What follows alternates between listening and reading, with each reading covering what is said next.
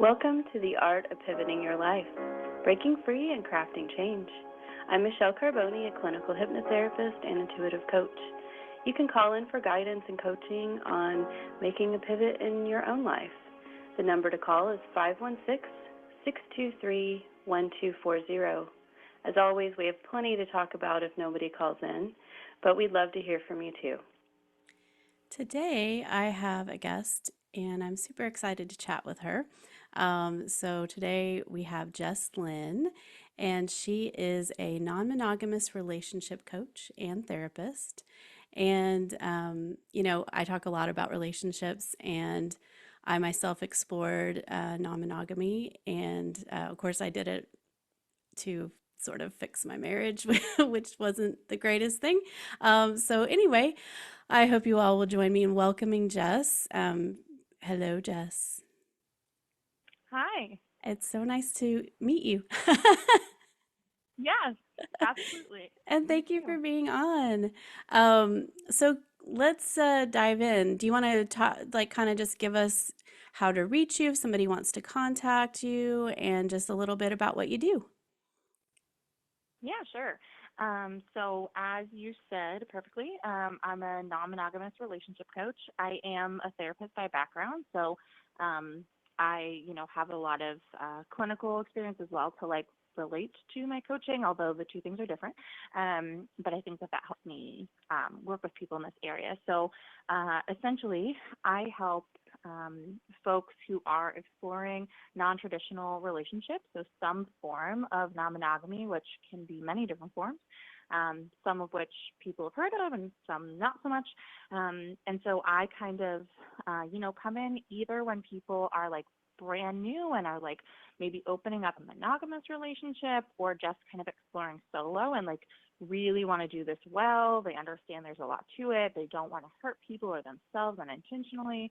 And so a lot of the folks I work with are very, very new. I've also worked with some folks in coaching around kind of, having been non-monogamous for a little bit and then kind of realizing like, oh, shoot, we probably skipped some steps here and should go back and figure that out.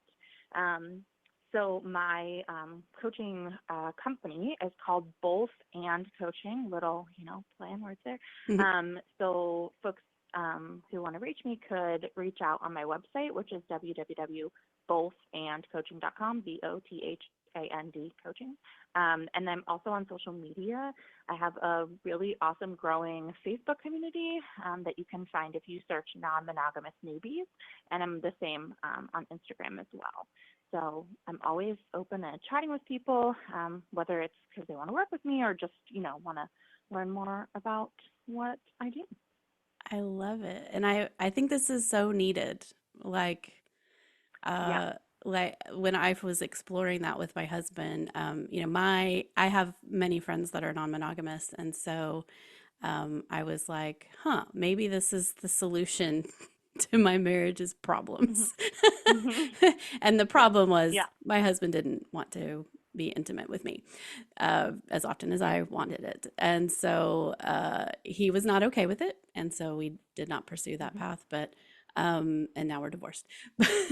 But have you found people have done things like that? And do you think can be done in a healthy way? Or is that kind of probably not a great idea?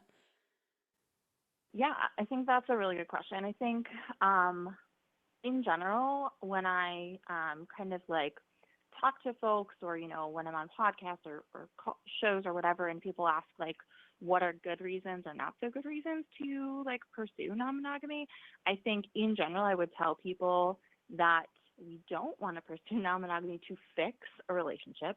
That being said, um, do I work with folks? Have I worked with folks where there is some kind of like imbalance, I guess is one way to put it, in Yeah. terms of like libido or how frequently or in what ways folks want to be intimate with each other, for sure. And have I worked with folks and had that work out? Absolutely. But it is. I mean, what you've experienced it obviously, but it's a hard line when you're trying to kind of like get your needs met, but also your partner is going to have a lot of feelings about that, right? And we internalize so much societally about like what a relationship means, what a healthy, normal relationship looks like. And so it can be really hard, especially around like things like intimacy, when we kind of have these like thoughts in our head of like, does that mean I'm not good enough? Does that mean, that they're attracted to other people more than me, and all this kind of stuff. So yes, I definitely have worked with folks, with like monogamous couples opening up around something around, their sex life or sexuality, for sure. But I totally hear you and agree. It's not easy. And I think, like you said, like it's needed. What I do is needed because there's not a lot of support exactly around this. And so this is a very, very hard thing to do with support, in my opinion, never mind like trying to go it alone, basically. Yeah, 100%. I've worked with Mm-hmm. a few non-monogamous people on like their insecurity issues. Mm-hmm. Because like intellectually they're like, no, I understand like not one person can't meet all my needs. And, I Mm-hmm. can explore that with non-monogamy in some way. But, I'm still having all these insecure feelings. Like, why is that? And, comes obviously, I'm sure you run to like childhood stuff with people all the time.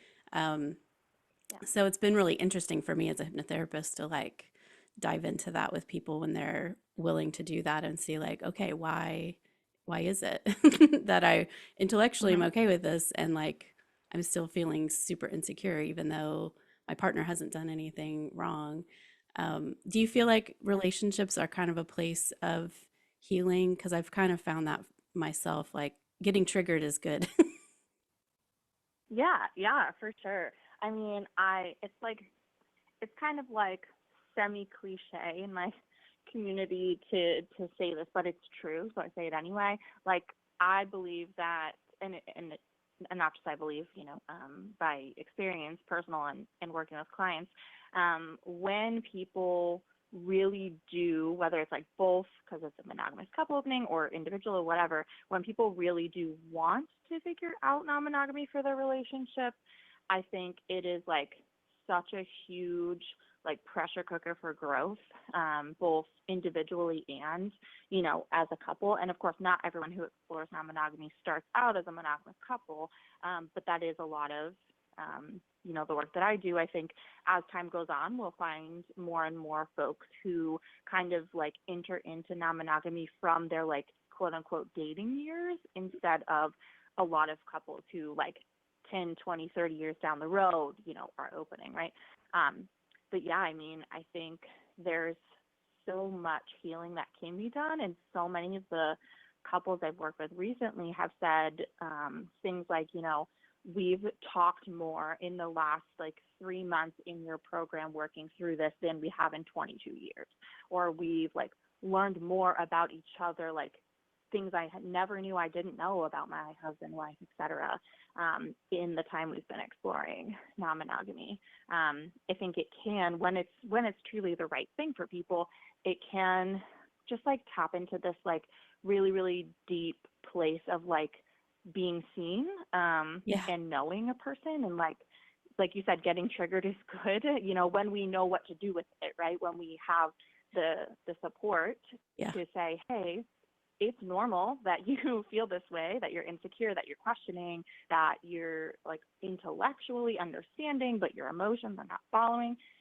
I think when you have someone to tell you, like, I promise you this is okay. I promise this happens to almost everyone. Like, it's okay. It doesn't mean you can't do this.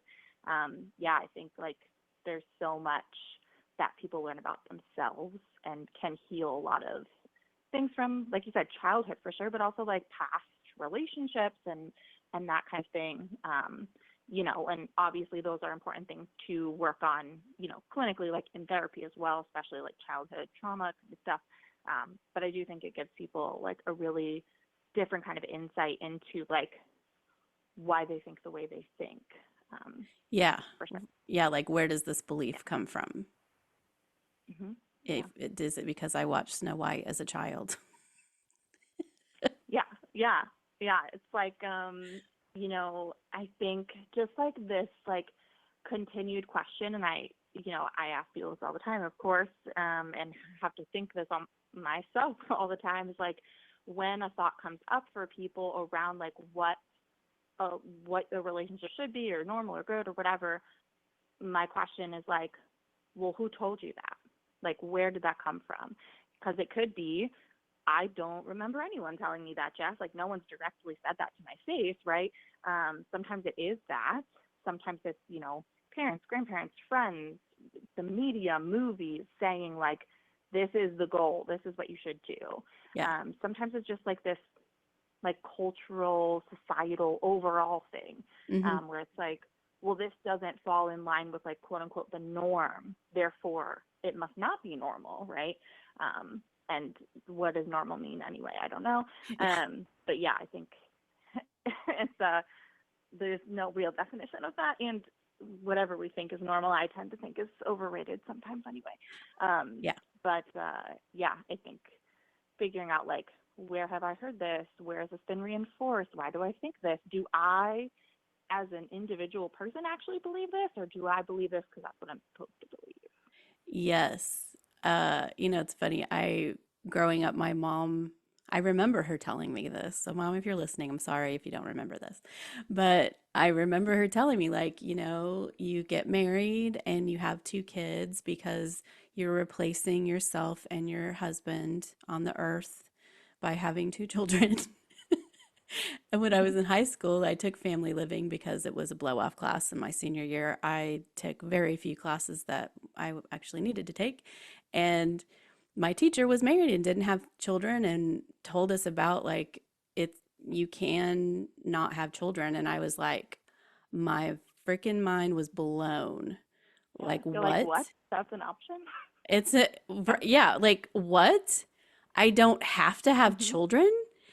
Sign me up. So I knew my senior year of high Mm-hmm. school that I didn't want to have children. And it was, uh, I would be so rich if I had money from each person that told me I would change my mind. Mm-hmm. And it's just Mm-hmm. like, Oh yeah, all the. and I love having you with me because, it's like, let's break out of this societal programming and just choose things for ourselves and know that they're valid. Yeah. Yeah, and people do that. I mean, people do that, the kid thing with, like, the, like, general concept, like, with non-monogamy as well. Like, there are many times, I think personally, my husband and I opened up our, oh geez, we've been married almost 7 years now, together almost 10. This was like 3-ish, 4 years ago. So I think maybe they didn't say it quite as much to me, but I think, like, definitely for folks that I work with who are, like, what we would call, like, solo polyamorous, where they don't want to live with anyone, they don't want to entangle finances, they don't want, right, they just want to be able to have, like, the love that they want in their life and multiple partners. The number of times people have told me, well, I go on dates with people who say that they're okay with non-monogamy, but then they end up telling me, oh, well, when you find the right person, then you'll Mm, be monogamous, right? Like, that there always has to be this, like, I think people have done that historically a lot with sexuality too, right? Well, you just haven't found the right man, like, like that kind of thing. yeah. So yeah, I think, whether people realize they're doing it or not, or they're just, like, kind of parroting and repeating what people have said to them, they do the same thing where it's like, well, or the thing I get a lot, it's funny because it's connected to what you said, is like, oh, well, when you have kids, then you'll stop doing this. Oh, And I'm like, well, first of all, you're assuming that we want kids, number one. right? And then number two, like, not necessarily. Like, what, why, what's the, but to them it seems obvious that, like, we would clearly stop doing this, whatever, like, hedonistic, like, thing when we have You children. would quit enjoying your So yeah, life and having expansive love exactly. available to you. Yeah. Right. And, like, look, I props to parents, like, 100 million%. I do not currently have human children. So there's fur babies, but, like, I do not, like, I would not take anything away from how ridiculously hard it is to be a parent and how many sacrifices there have to be and all of those things. And you don't cease to be a human being, like an individual who, like, still gets to make choices and still has needs and wants and all that stuff. So yeah. And I've worked with, I mean, I think honestly, majority of the people that I have worked with, at least recently, do have kids. Some age of a lot of them, like I said, are like been married 20 plus years, so their kids are older, but it's just a lot of assumptions that Yeah. people don't really think about what they're saying. Yeah. A lot of the couples that I know that are non-monogamous have kids, and so they don't have a lot of time to, Hmm. go out and do things with other couples like they might, or, other people like they might want to. But Yeah. it's like it's still available to them when they do have the time and they put their kids first. And Yeah. it's like perfectly valid life. And it means their kids have lots of aunts and uncles. Yep. Yep. Mhm.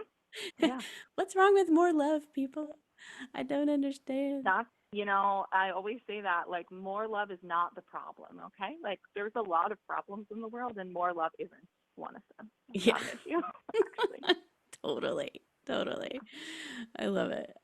What would you say like the biggest challenge is if somebody, because obviously you've made a pivot in your life since that's the name of my show. Like you've made a big pivot It is a by pivot, opening up yeah. your marriage. Like what would you say like are some challenges and tips even like of somebody that's Yeah. thinking about exploring? Yeah, I think, I when I found your show, I was like, this is a very apt title because if this isn't a pivot, I don't know what is. Right. Um, so yeah.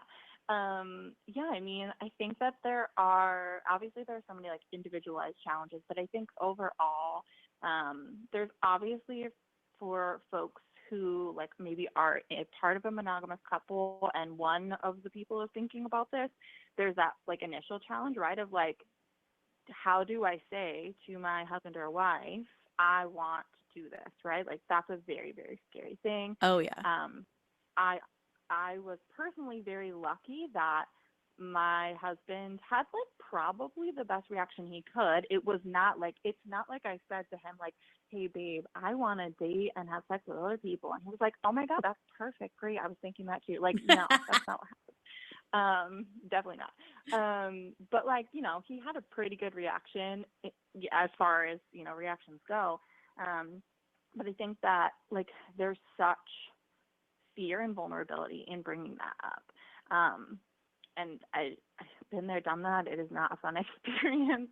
And, I think that's where the fear starts, right? Like it just revs up. Like we all live with some semblance of fear in our lives, right?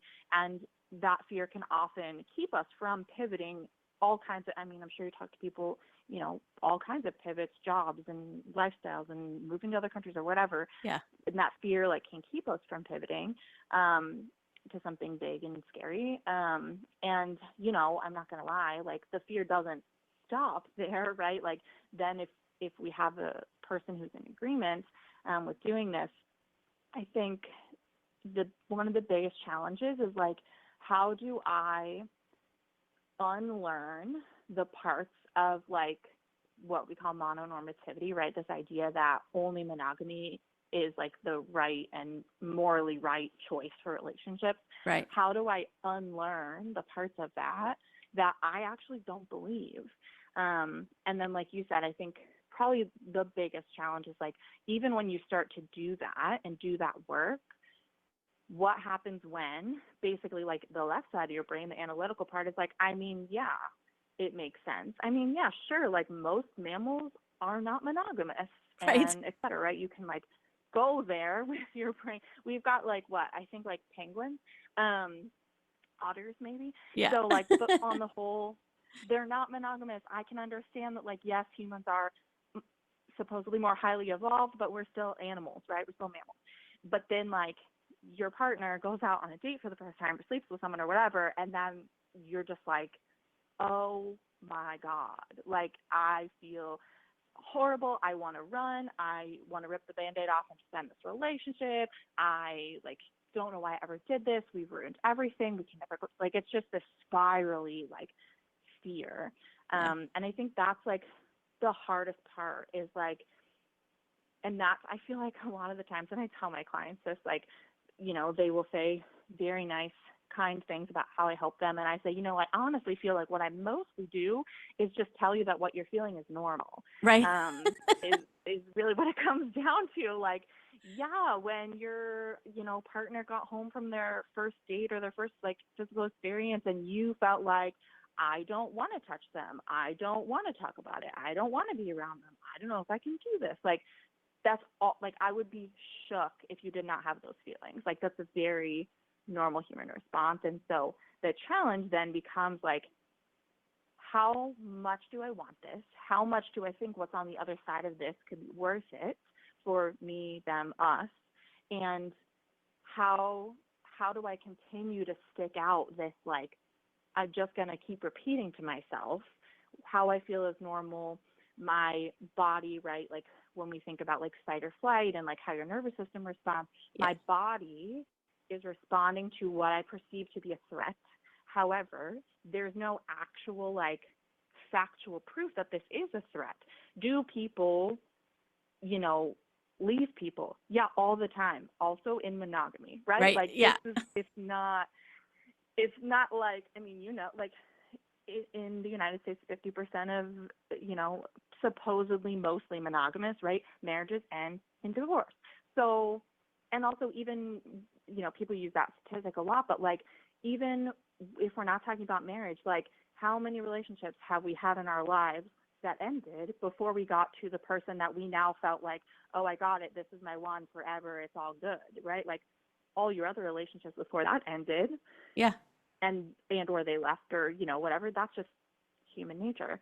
And so I think the like fear and the dealing with the programming, and then I think it's scary for people the first time they hear me say something like, well, you believe that monogamy is secure only because you've been told that. You've been taught that if you find this person, and like you said, like your mom said, sorry if she's listening, like you find the person, you get engaged, you get married, you move in together, you buy the house, the kids, the dog, whatever, right? You're being fed this idea that like once you do that, you're golden. Oh yeah. Like nothing, you're good, right? But it's just not true. And we all know that, but that's not how we like live our day-to-day life. So I think it's scary for people to hear like, oh, shoot, so I've been living X number of decades thinking that somehow this structure, just a structure, made this secure, when in reality it has nothing to do with the structure and everything to do with what's going on between the people in the structure. Yeah. So I think that's like really, it's scary to like think about how many things that I've believed in my life are not true. Right. And we don't even question it. It's like we just get fed that as children. I never. Yeah. I did not know a single non-monogamous person when we opened our relationship. I had no example other than, like social media.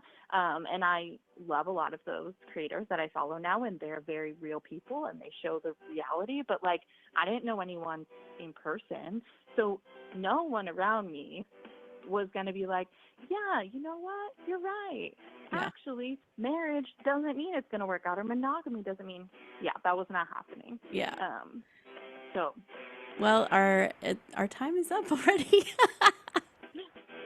I'm so thankful you came on, and I'll message you because I totally want to chat some more. And thank you everyone for tuning in, and I hope that you can be open about your beliefs. Really, I think is what we want to, question your beliefs, where they come from. And if anyone wants to reach out to me, my website is zenmindmichelle.com. That's ZenMindMichelle. And thank you guys so much for tuning in.